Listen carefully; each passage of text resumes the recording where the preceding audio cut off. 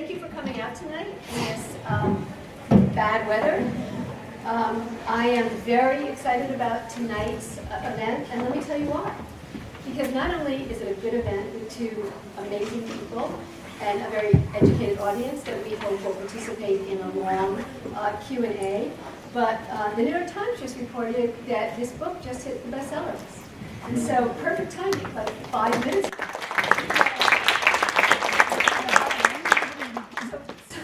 So we are very lucky, and I think this is going to be a very interesting conversation. First of all, I want to say a couple of things to everybody here. We have had an extremely generous giving season around the Christmas holiday till now. And I just want to thank everybody because these public events are supported by you. They're supported by individual donors, not by our foundations and all our other kinds of giving and gifts. So thank you, because I think this is going to be a really nice night, and I just wanted to thank you for that. We have had a number of big events at the center lately, and I might tell you about them if we have time at the end, but the first thing I want to tell you is that the Morning Brief has had its first redesign in 12 years. And so I think maybe it would, and it's going to, I think, roll out on Monday. So write to me and tell me that you like it.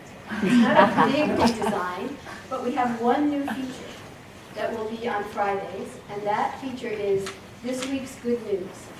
So because the news seemed to be so, I'm the one that has to read the news every morning before we send it out. It's too much for me. So we've added the good news. And Jenny and Dick will be curating it, and so I'm sure it's going to be great. So we look forward to that. Let me introduce our speakers so we can get started. David Andelman is a new fellow at the center. He is here to work on a project on red lines, what they've done in the past, how they interfere with or promote democracy and negotiations in the way they work. And we're going to hold his feet to the fire to actually get us a product that we can then invite you back for to talk about what the role of red lines actually has been, what it should be, whether it should be, and the dangers associated with red line diplomacy and how it's used. And he is a contributing editor to CNN. Before this, he was head of the World Policy Journal. He's had a number of incarnations, and we're delighted to have him at the center. Our guest today, I think you probably know about. He's been on the New York Times, he's been on NPR, he's been in the NewsHour. He's been just about every place, but here is where we get to have him as our own. Ronen Bergman is a senior correspondent for military and intelligence affairs for the leading newspaper in Israel. He's also a contributing editor to the New York Times magazine section. They write in his bio, in his field, but they don't describe what his field is. It's not definable. He does Middle East politics, he does intelligence, he works on national security, global security. It's really, he is at the intersection of a number of fields that the center looks at, whether it's law enforcement, intelligence, politics, warfare, and basically thinking about what it means to be safe. Can we be safe in a way that keeps our dignity as human beings?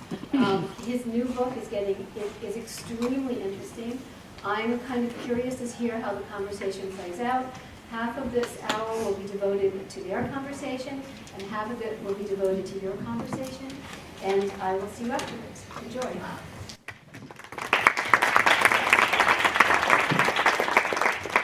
Since Karen has done such a magnificent and complete job of introducing the two of us, I won't have to do that now, so I can jump directly to page 3 on my notes. But we are here to pay tribute to this landmark work. It is, by the way, debuting as number 6 on the Times bestseller list, which is quite a debut for a book, and it's certainly worth every minute of it. I'm especially taken, Ronen, by the title of the book. The subtitle kind of gives it away, The Secret History of Israel's Targeted Assassinations, but I'm particularly taken by the title of the book, Rise and Kill First, which, as you suggest at the beginning, comes directly from the Babylonian Talmud, If someone comes to kill you, rise up and kill him first. That dates back, as my hat as an historian, back at least 15 centuries, yet you seem to suggest it's still equally relevant today. So I'd like to start with what to me is one of the central premises of your amazing book, namely that the security, in fact, the very existence of the Jewish state is founded on this principle that assassinations of key individuals are vital to its survival. Do you still have that sense after all of your interviews and all of your understanding that this is indeed a core reason for the existence of the Jewish state today? Thank you, David. First, I would like to thank the Center and Karen Greenberg for inviting me. It's a great honor. The last week since the book was launched, we're happy, and I was positively surprised by the reception the book had with the American media, especially when the book doesn't have even one mentioning of President Trump. So here's the main secret: the American media can deal with something that is not about Trump, and I was very, very happy to discover that. And thank you for inviting me, and thank you for everybody for being here. The reason why we decided to call, we had all sorts of names. We had license to kill, licenses to kill, but we thought maybe that's too James Bondy, and we were trying to keep away from what we see in movies. The real world of the real Israeli intelligence is not what you saw in James Bond, or for that sake, in Spielberg, Munich. The real world is very, very different. We try to do something different, and the reason why we use that phrase of the Talmud, whoever comes to kill you, rise up and kill him first, is because it was used again and again and again by many, many, many of the 1,000 interviewees which I met in order to write the book. They have quoted the Babylonian Talmud, not in order to justify themselves, not as a sort of an alibi. They quoted the Talmud because this was their mindset. It's not just that their mindset, it's the mindset of the people of Israel. So they felt they needed to justify themselves. No, they didn't. It's a mindset. It's not in Israel. It's sometimes hard to explain it. I know that the use of targeted killing in many countries would be seen as impolitically correct, to say the least. I have lectured in Germany just a week ago, and the book was launched there. This is a problematic issue, and I think it's encapsulated in one of the blurbs given by former Mossad chief Tamir Pardo, who said, "This is the question that we have been dealing every day in our job. What sort of means does democracy allow itself to practice and use in order to defend its citizens, while knowing that these means violate other values, like the right of living, like the right of privacy when we're talking about other collection of intelligence in great masses?" And so I think it's extremely relevant. I think that people in Israel, because of the past, because of the Holocaust, because of the experience of the Jewish people, but not just because of what happened then. Once your prime nemesis in each decade of the last 70 years, Israel is going to celebrate 70 in the coming May. Once your prime enemy declares that its main goal is to destroy you and bring a second annihilation, then you rise and kill first. When President Nasser of Egypt, saying he has missiles that are going to destroy every point south of Beirut, and the voice of thunder from Cairo, the Egyptian radio, is saying we are going to destroy Al-Hay'a As-Sahyuniyya, which means the Zionist entity. They didn't say Israel. You had Yasser Arafat, who in the Palestinian Covenant declared that every Jew that came to Israel after 1970, which was basically all of them and their descendants, needs to be expelled or killed. Saddam Hussein threatened to burn half of Israel. President Mahmoud Ahmadinejad declared that Israel should be wiped out of the map. So once that is your main concern, and having in the back of your mind what happened in the Second World War, then you will spare no means. And you will also take very, very little attribution to international law when defending your people. So let me ask you this. In a number of countries, assassination is used. In fact, it's banned in the United States, actually banned by an executive order. Since we're in the law school, I can tell you it's Executive Order 12333, which bans the use of... President Ford was the first to sign it. Right, exactly. But some places, in France, for instance, it's used not regularly, but it's used from time to time. And in fact, my last book, which I wrote, as you know, with the head of the French CIA, he told me the system that they used there, he would, when he needed to do this horrific act, the president of France insisted that he sign off on it personally. But he didn't want to be known to sign off on it. So Marange, the head of the CIA, the French CIA, the DGSE, would go to the Élysée Palace, and he would present the problem and the target, and then he would stop, and he would wait for 1 minute. And if the president said, "Oh, no, you can't do that," he wouldn't do it. But if he said nothing, he would simply get up and leave, knowing that he had the tacit approval of the president. How does that work in Israel now? It has been working the same since Israel was established. The only authority having the power to kill is Israeli Prime Minister. Sometimes that Prime Minister will assemble a small committee, usually, almost always, the Minister of Defense, sometimes the Minister of Foreign Affairs. Golda Meir wanted to have also someone religious, one of the religious ministers, so the sort of some authority from God. She wanted to have that as part of the decision-making process. They all understood, and still understanding, the gravity of that, to issue a death verdict in a country that does not have death penalty in its criminal code, except for Nazis, and doing that without court, without evidence, without due process, without due diligence, without a prosecutor, without the defense, there's nothing there. The only thing you have in such forums is the chief of the organization. You mentioned the head of the DGSA, the chief of the Mossad, the chief of the Shin Bet, the Israeli Domestic Secret Service, coming to the Prime Minister to convince him. This is usually happening in his private house, the house of the Prime Minister in Balfour Street in Jerusalem, because it's so secret. Now, of course, the chief of the organization, whoever he is updated with the details, but he's not updated with the small the tiny maneuvers of the coming action. So he's bringing with him the intelligence officers and the operatives. Now, these are very young people. We are talking about people, most of them under the age of 30. Some of them under the age of 35. This is how the Israeli system works.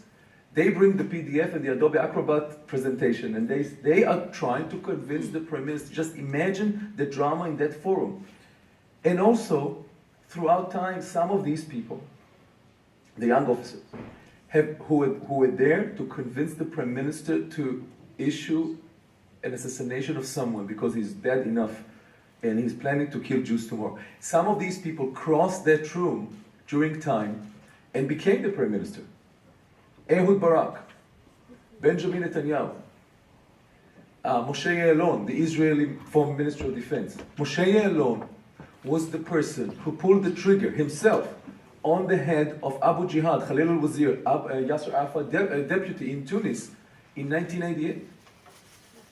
Now, you come to think, or you come to wonder, what does the profound involvement, not in knowing, not in sending people, but the actual having the enemy head on your hindsight and pulling the trigger, what does it do to your mindset when you become a Prime Minister and you need to, I would say, use some other means, diplomacy, for example? And some of them have in fact done that. Begin, for instance, was named a terrorist by the British occupying authorities before the independence.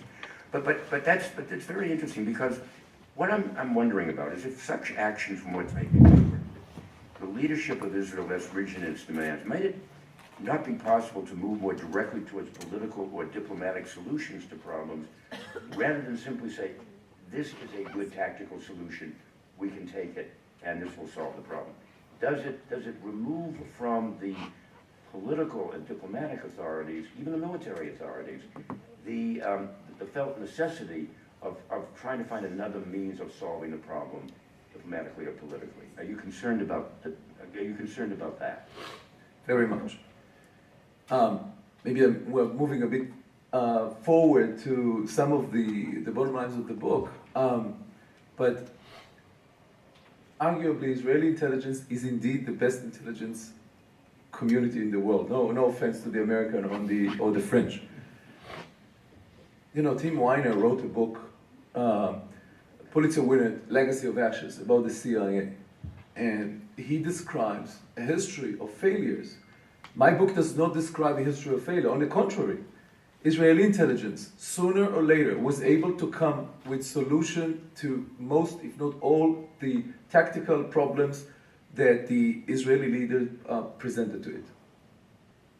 There were botched operations, we can discuss them later, but at the end of the day, this is a story about success. But in that success are also the grains and the problem. Because Israeli leaders came to the conclusion that at the tip of their fingers, they have this powerful tool where they can order to take out a building, a computer, or a human being way beyond enemy line. And they thought it's not just enough to use that to save, people tomorrow from the next suicide bomber, or to prevent Iran from getting a nuclear bomb by killing one of their scientists, or more than one. But they thought this is a powerful tool that can be used to stop history, to hold it by its tail.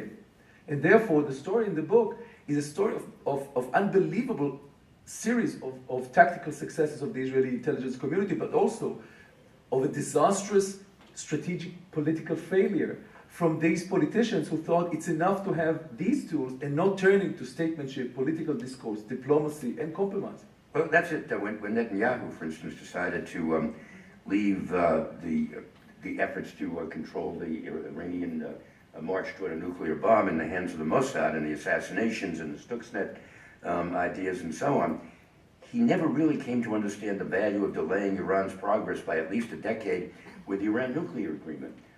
If he did not have those other means available, if there were not those other a series of successes, might he have considered therefore the nuclear deal somewhat more appealing? Well, I think that the fierce Netanyahu, Israeli Prime Minister Netanyahu objection to the nuclear deal had some other considerations.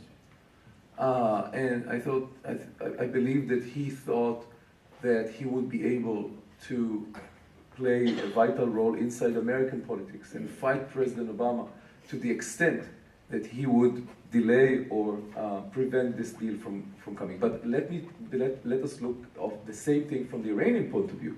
The Iranian would never agree to come to the negotiation table to make these concessions if it wasn't for the series of actions that were taken against them by the West, led by the United States and Israel. I would say more. If the Iranians would have come to the negotiation 2 years later, they were in a much worse shape. The fact that it was too early. The United States started to negotiate with Iran too early in late 2012 in Muscat, and they did that because Netanyahu was threatening the United States that he is going to strike. If you look at the real analysis of things and at the facts and the secrets behind the scene, you will see that Netanyahu pushed the U.S. when threatening to strike Iran. He pushed the U.S. too much, and Obama thought it would be the only way to prevent Israel from striking to start political discourse with Iran. So before I open this up to the group, I'd like to ask one final question. It's basically a moral question. I'd love to know how you feel about the validity of assassination as either a tactical or strategic tool, and also whether you think that effectively this is self-defense, and how will this play out in the future historically? Will these people be vindicated? Will there arise a new generation, young people like yourselves, who do believe that there is another way forward? Or will the successes of the past in some fashion affect the actions of the future? Well, on question of effectiveness, and I know that this could not be accepted and seen as right by some of the audience, but on question of effectiveness, the Israeli experience, by far the most vast of all the countries on the face of the earth were using these extrajudicial targeted killing.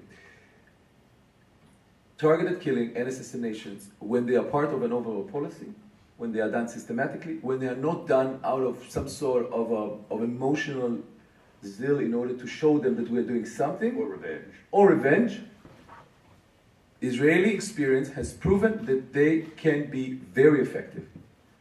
Just three examples.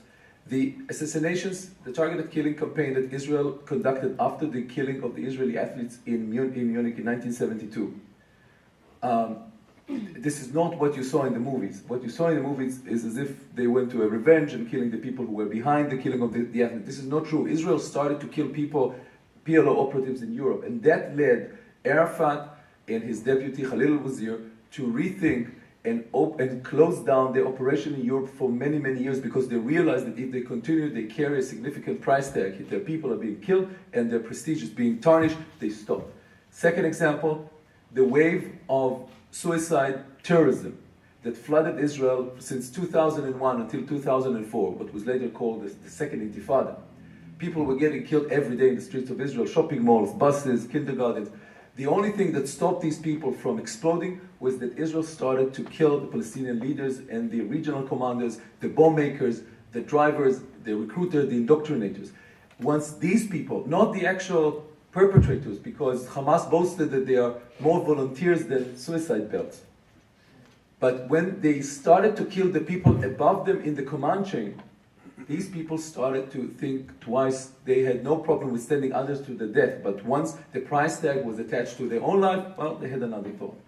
And third example, on the effectiveness, I asked Michael Hayden, former chief of the NSA and the CIA, I said, General Hayden, please name one tool of everything that Israel and the United States wanted or tried to use against the Iranian nuclear armament advancement. Dual-use equipment prevention, Stuxnet viruses, political pressure, etc. Name one that was the most significant. And he did not hesitate. And he said, Ronen, the one thing that delayed the Iranian from significantly from having a bomb is the fact that someone, I don't know who he said, it's illegal according to American law, that someone was starting to kill their scientists. And I smiled. He said, Ronen, don't smile. The Israelis have never told us anything about that. I don't know. But he recalled that incident, the first National Security Council meeting with President Obama. When the president asked the chief of the CIA, Michael Hayden, he said, General Hayden, do you know how much enriched uranium is there in Natanz, one of the enrichment facilities in Iran?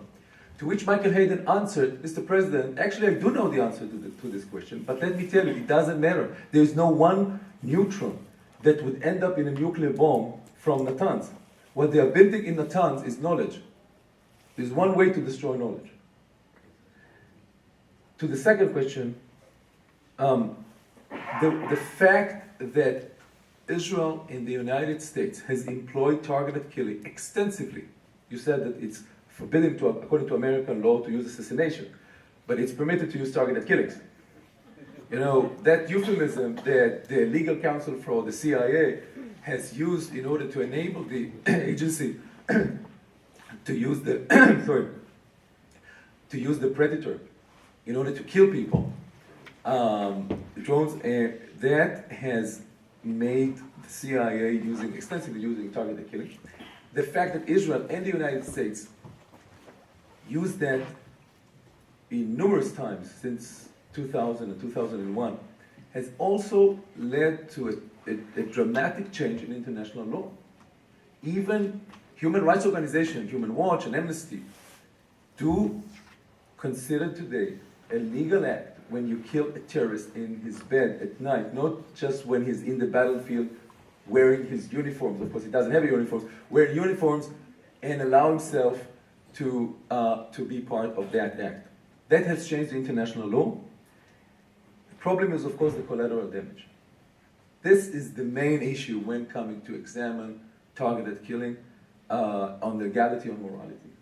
And I think that in time, I hope, people here in the United States, examining American history, and people in my country, in Israel, would be courageous enough to look at themselves in the mirror and ask, did we did enough to prevent collateral damage? And I'm not sure that the answer to that question would be positive.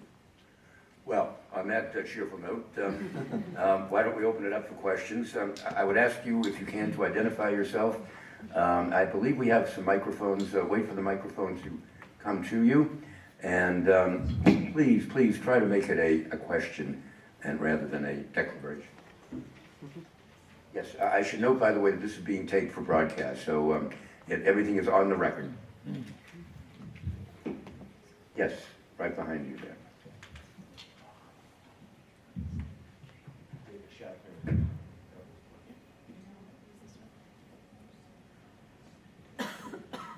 David Shackner, John Jay College. Ronen, please share with us why you think so many former Israeli officials cooperated so much with you in preparation for your book. Why so many Israeli officials cooperated with Ronen for his book? I smiled. Which is a short answer and not entirely false. This is part of it. But I think, look, when meeting all these people, I warned myself that intelligence officers, as well as politicians, by far the fine masters of manipulation, disinformation, misinformation, and that they might be trying to use me to portray history in the way that they think is right. I was trying to bypass or put aside these attempts by interviewing so many people. 1,000 interviewees, more, some of them I saw a few times. Just Meir Dagan, the former Mossad chief. I have transcripts from Dagan of 400 pages of recordings. This is 1 over 1,000, so this is by itself a book. So the reason why they talk, each one has his own reason. But at the end of the day, and that goes back to rise up and kill first, that phrase that was repeatedly used by many of the interviews. I think that many of them really wanted the people of Israel, the people of the world, after being so many years in the shadow, to know what they did to defend Israel. These people are not murderers. These people did what they thought need to be done, to be the guards on the wall and keep Israeli citizens safe. Confession and justification. I don't think that they confessed or justified themselves, because I don't think that they, from their point of view, they have nothing to justify. They want to, I don't want to say boast, but they wanted people of Israel to know what they have done. You know, I remember one interview with the guy who is now 93. His name is Nathan. And he was the demolition expert for one of the military intelligence unit back in the 50s. And he was making a lot of small letter bombs or bombs concealed in watches and in oranges and many other things. And he said, Ronen, do you know what is the main characteristic a person like me needs? I said, yes, of course, you love explosives. You love explosives more than you love your wife. It's clear. Said, yes, of course, that's a given. But another thing, what do you think I need more than anything? I said, what? He said, people like me need to know how to forgive. I said, forgive? What's the relevance of that? Forgive who? Forgive terrorists? He said, yes. It's a professional thing. We need to know how to forgive. He said, even mega terrorists like Osama bin Laden? He said, no, Osama bin Laden is someone only God has the authority to forgive. My job, Nathan's job, was to arrange the meeting. And in my office, in my laboratory, I opened the office of arranging meetings with God. And again, he saw that as a necessity. Of course, this was using some black humor, but he saw that as a necessity, something that need to be done to make sure Israeli citizens are safe. Yes, sir. Well, thank you for a fascinating discussion. Joseph Rosen, Stony Brook University. I'm curious, Ronen, if you could talk about any, interesting stories in dealing with censors in Israel. I imagine that there must have been some issues, and I guess some of the blurbs, like people wished you very badly and so on. So can you talk at all about the issue of censorship in Israel and how you dealt with that? I'm sure when I read the book, I'm I sure can I'll tell hear you about from it. my own personal experience as a correspondent, I once was in Israel for CBS. We had shot some pictures of some tanks in maneuvers up near the Lebanese border, and we were about 3 miles away. You could barely see that it was a tank. And an Israeli military censor said, "You can't send those pictures out. You can see the numbers on the sides of the tank indicating which unit it's from." I said, "You can't even see that it's a tank." Anyway. Yeah, sometimes these people who are actually security officers tend to be very tough, very rigid, very hard to deal with. The question, I think, is not whether to publish or not publish something that harms Israeli security and spill its secret. I think no one would like to do that. Maybe the Iranians would like, but it's not a common interest by us or by Random House or by anyone else. The question is, how do you define state security? You know, in 1965, maybe I say something about censorship. According to Israeli press, has to be going through censorship prior to print. According to an old British law that the Brits legislate to their colonies and Israel absorbed when it was established in 1948. So we, the Israeli journalists, the Israeli press, the Israeli media are giving to censorship, to price scrutiny, everything that we publish on national security, military, intelligence, oil, and the Middle East. So in 1965, one of the famous Haaretz columnists, Yoel Marcus, wrote something in the line that the chief of staff is not very smart. Censorship took it out.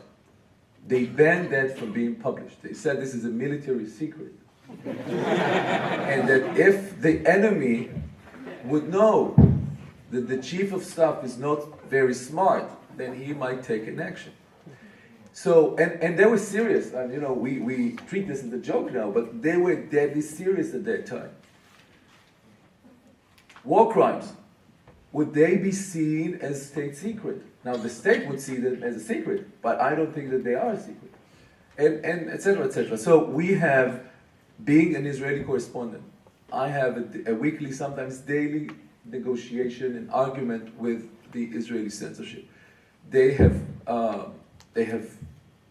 added many deletions, and we have been struggling with them when coming to publish the book. But let me tell you this, at the end of the day, I think that Rise and Kill First is able to supply its reader a complete, or is close to complete picture of the narrative, the world, and the broader lesson that I was trying to bring. So let me ask you one further question then. What did you leave out of the book that the censors would not let you publish? In generic terms, if not specific.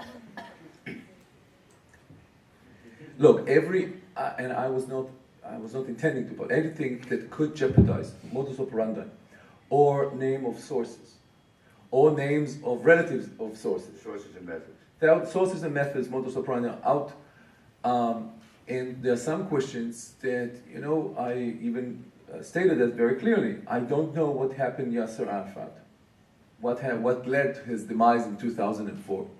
And even if I knew, I could only say that I don't know. This is, you know, always leaving something for the next book. We'll look for it eagerly. Yes, right back there.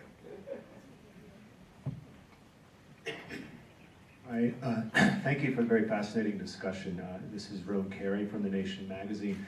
I wonder if you could tell us how the pace and structure of targeted assassination has changed over the decades. You said earlier that it's something that's very deeply inbred in the sort of, I guess, what, conceptia is how they would say it about the state. So it's been there since '48, but I'm thinking in particular since the Second Intifada, when so many of the perceived enemies of Israel are within the boundaries of what is, if not de facto, I mean, de facto what is closer to home.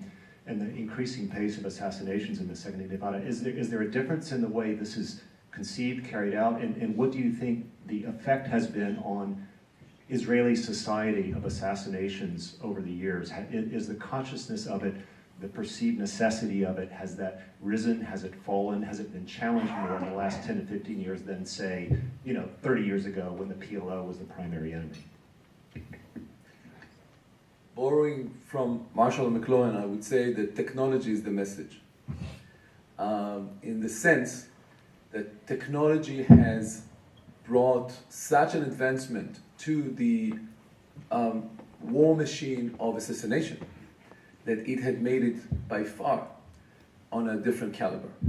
What the Mossad took years to plan and execute somewhere in Europe or in the Arab world, the war room that was established in North Tel Aviv, from which targeted killing operations started to be executed since 2001, could do 4 a day, 4 operations a day. And that thanks to technology, to armament that could be launched from distant location, through drones and channels of command and communication. And so in that sense, that has changed very, very much. The use of assassination, the use of targeted killing as a conception, as you rightly put, was there from the beginning, and maybe I should say a word of why. Because David Ben-Gurion, the most important Jew in the last 1,000 years at least, from day one, he understood that Israel would not be able to sustain and survive all-out wars, if at all. Israel cannot have its recruit and draft and reservists stationed on its borders for more than a week or so. The other possibility was to try to prolong the times between a war and the next war, or delay it as much as possible, and have strong intelligence community that would supply an alert for a preemptive attack, sufficient intelligence on the enemy, and try to have the ability to launch pinpoint operation way beyond enemy lines. That was why targeted killing was so central from day one. It was central against the PLO in the 70s, according to the abilities of Mossad at that time. And it became crucial, dramatically, profoundly crucial, against the suicide bombers. I would say the whole country, the whole intelligence service, and the armed forces were recruited only to one specific goal. Ariel Sharon, as Prime Minister of Israel, have said, Jews are being killed now. Everything else should be put aside, and everyone should be recruited to help the Shin Bet, the Israeli Domestic Secret Service, trace down and kill the perpetrators. Now, these are Israelis, these are Jews. To have military intelligence put under the command of Shin Bet, it's an ego thing, it's not an easy thing. But they all obeyed under the necessity of war, and it worked.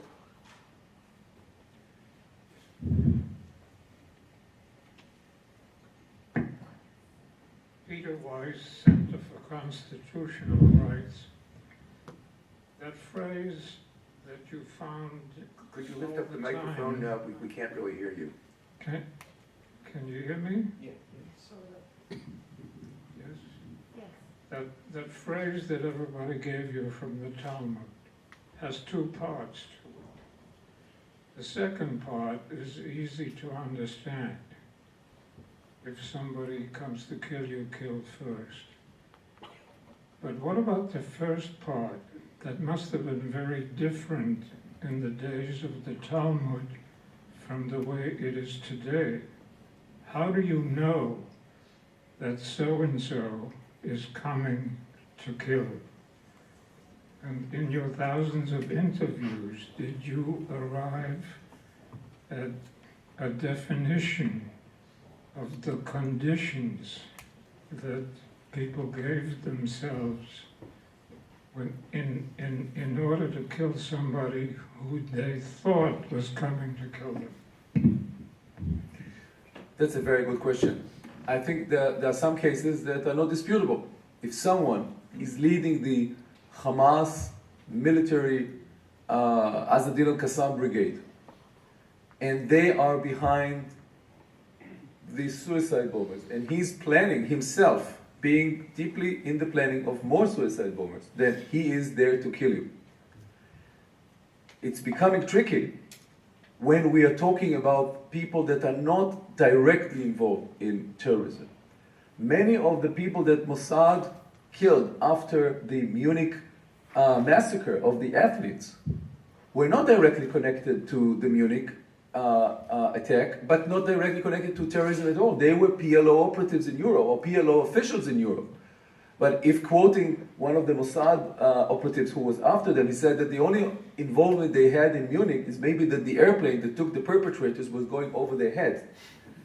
That person even said, some of the Palestinians that we killed in these years, we didn't know why we killed them, and they, until today, don't know why they were killed.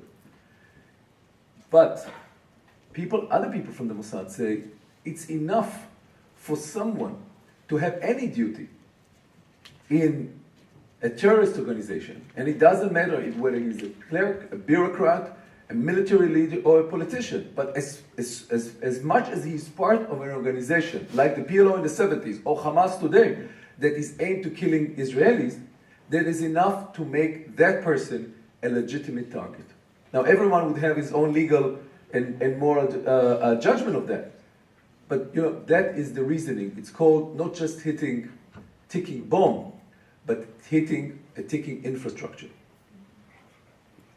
Yes.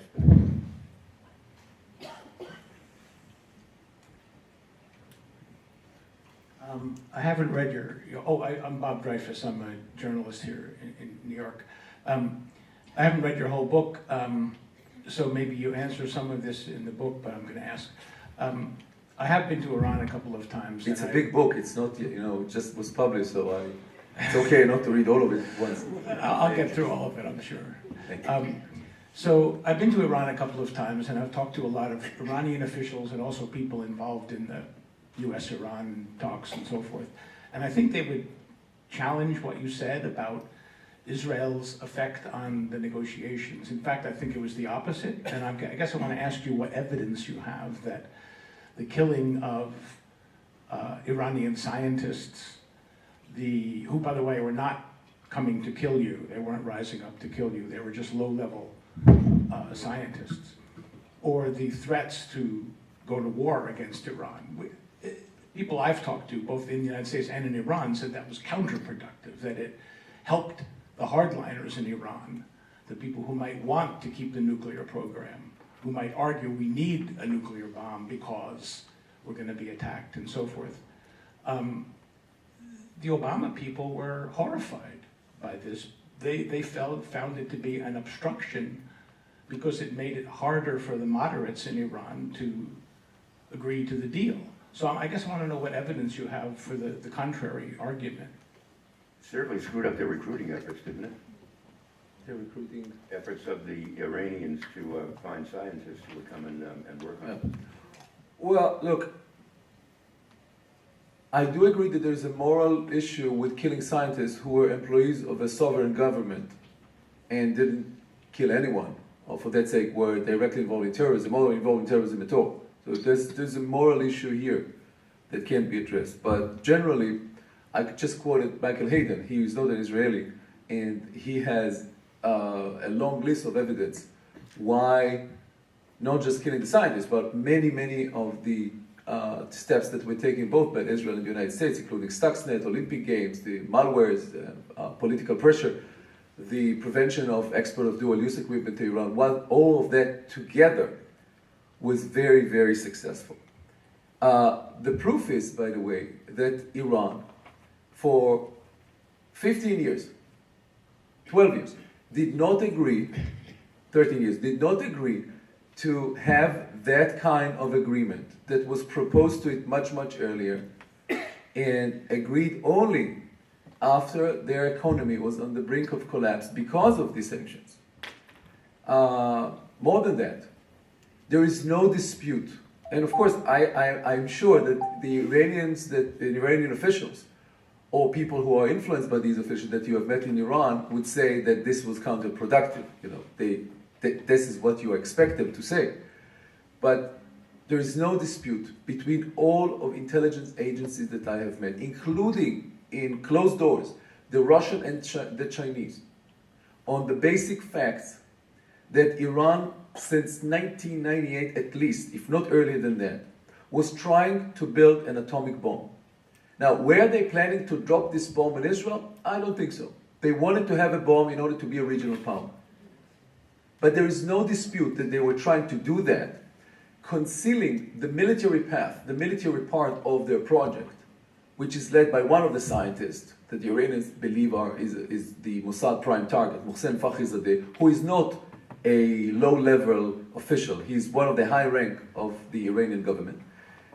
And they were lying to the IAEA, they were lying to the world, they were feeding the world with false information about what they were trying, and they were very, very close in making the breakthrough towards a bomb.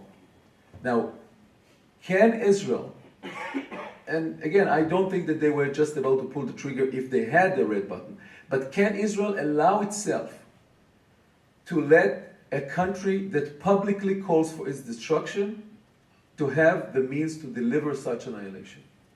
In that sense, and I think maybe that's the only point, I agree with Prime Minister Netanyahu. Yes.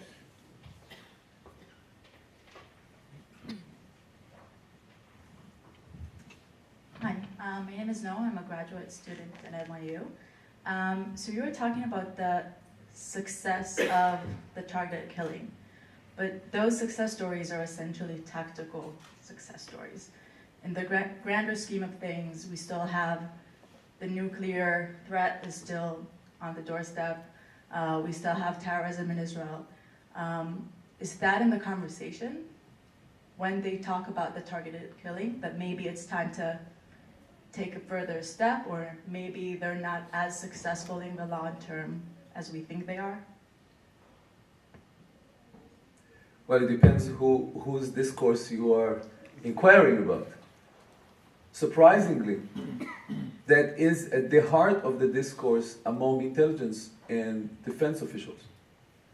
You will find these people by far more liberal, open-minded, and to the left of the political scale, according to the Israeli terminology. In Israel, the definition of who is left and right is only on his views on liberalism and the two-state solution and how to reconcile with the Arabs.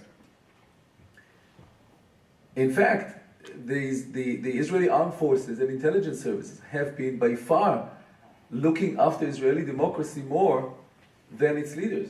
And I think that there's something very unhealthy in a country where the mature grown-up is the intelligence services and the generals of the army. I think that it's usually the other way around. Usually the politicians have to restrain the generals who are eager to go for action and trigger happy. In Israel, it's the other way around. In Israel, the generals are trying to restrain the government. The knife between the teeth. Yeah, yes. And I don't want to spoil the book, but to do a spoiler, but if you read the book, you will see that some of the main characters, like Ariel Sharon or Meir Dagan, for years believed that force can solve everything. Later, in more advanced stages of their life, close to their death, unfortunately, they came to the opposite conclusion. They came to the conclusion that only reconciliation, only political discourse, can be that stage after using force, after rise and kill first. In that this rise and kill first is good to solve the immediate threat, but it needs to be addressed by political discourse. I'd like to go one step further and ask you whether you think there's some common thread to all of these extraordinary tales you're telling here. Is there some common thread that suggests when an operation might fail and when it might succeed? Well, you are asking from an intelligence or operational point of view. Well, in any fashion, I mean, there are various forms of success. Right. Look, there were many cases where the operations were successful, but it led to catastrophic results. The attempts to kill leaders, most of them have changed history, but not to the it did not take the same course as the planners thought. In February 1992, the first assassination that involved drones in history, Israel killed the Secretary General of Hezbollah, Hussein Abbas Musawi.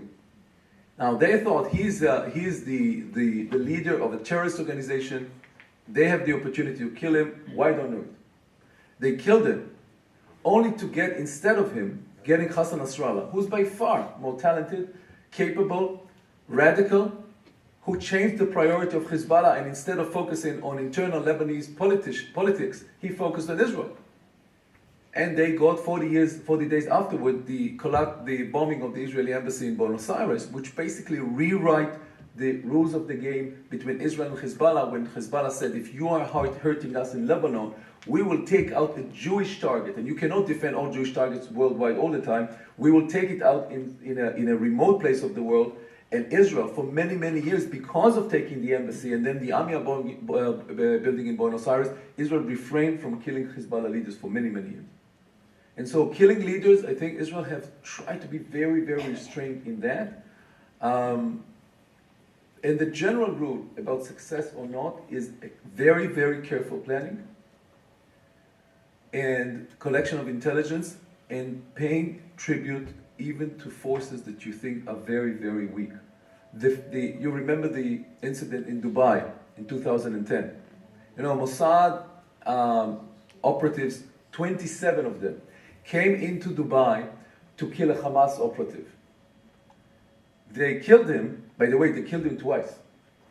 Because a few months earlier, they were following him to Dubai. They poisoned one of the food around him. But they were not there to see him die. He took that food, and you know, apparently poison is not an exact science. So he got ill. He went back to Damascus. He hospitalized himself in a military hospital in Damascus. He was diagnosed with mono and recovered.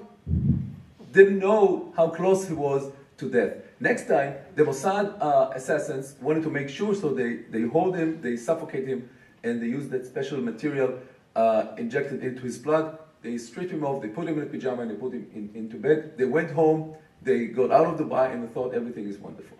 They didn't know that just a few weeks afterwards, the whole world is going to be watching. And so they just neglected the fact that all Dubai has thousands of CCTV cameras that everybody could watch, and the police of Dubai could just unreveal what they were doing. Okay, in the back, very back.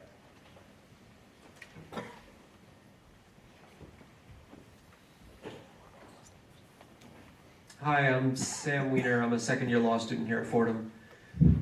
My question is, you referenced the movie Munich earlier, and between Munich and the popular show Fauda, I'm curious about your thoughts on the representation in popular culture of Israel's assassination machine, and whether that popularity, I guess is the best word for it, at least in the media, and its portrayal, does more good, more bad, or is neutral with regard to public perception and understanding of what Israel is attempting to do? And I think Fauda does really raise many of the moral questions that you raise in your book, which is quite extraordinary. And the unit upon which Fauda's story is based, it's called Cherry, Duvdevan, features the real stories of that unit, featuring some of the chapters of the book, one of them of how they disguised themselves not as Arabs, but as an ABC team. And they kidnapped one of the most wanted Arab terrorists, and when his family called the day after to ABC office in Jerusalem to say, "Where's our son?" they said, "We don't know, we weren't there." And that caused political problem for the state of Israel, with the chair of ABC called the Prime Minister Shamir. Look, I think that much of what we see in the movies is, of course, fictionalized, and it's very, very different, because what James Bond does by himself is divided into many expertise done by many dozens to hundreds of people in reality.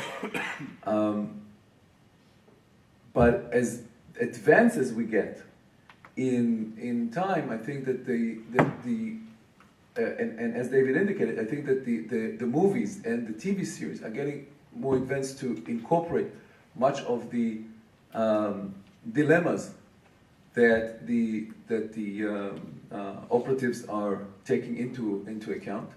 And of course, it's very much exaggerated and very much fictionalized, but I think we are slightly more reflective and having a better idea of what this is all about.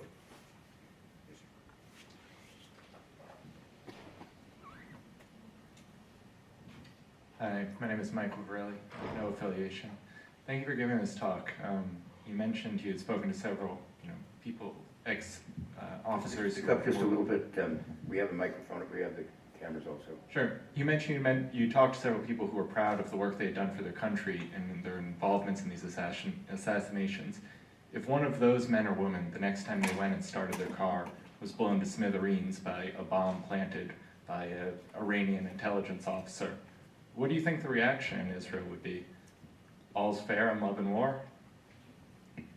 If I understand correct the question, before you take the microphone away, you are asking what would happen if another intelligence agency would react and try to start assassinating Israeli officials as a revenge for what Israel has done? That's the question? Correct. Okay. Well, it happened. In the 70s, the PLO reacted fiercely to the fact that Israel was trying to kill its operative.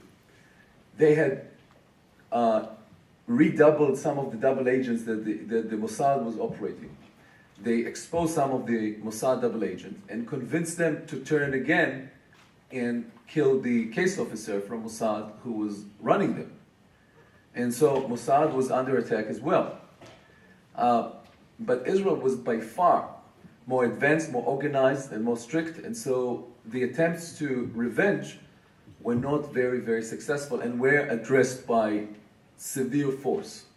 The Iranians have tried to revenge both the assassination of the nuclear scientist and more, the assassination of Imad Bournia by the US and Israel in Damascus in 2008.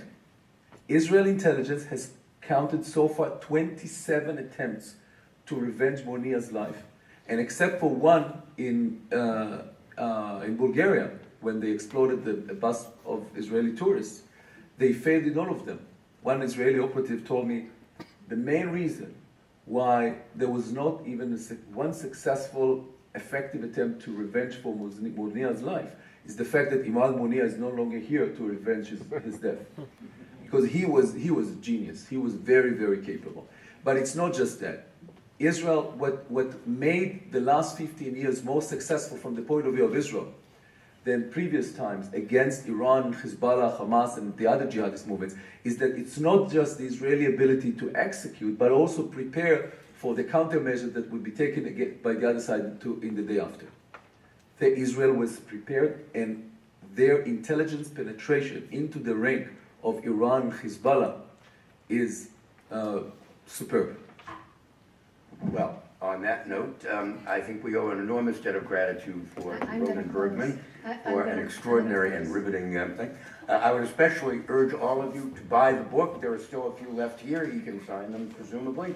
And I hope that this will help to raise his ranking to #1, or at least 2 or 3 on the next New York Times bestseller list. Thank you. Random was going to send you a check to. So in closing, a couple of things. We don't do a lot of sessions at the Center on National Security on killing. However, we have done many on targeted killings and on some on warfare, on foreign policy, on diplomacy. And so it is my wish, and I hope you join me in this wish, that soon, like tomorrow, but soon, we'll be talking about a book that is about peace, diplomacy, and the need for no warfare. Thank our speakers. Please buy a book. Inshallah.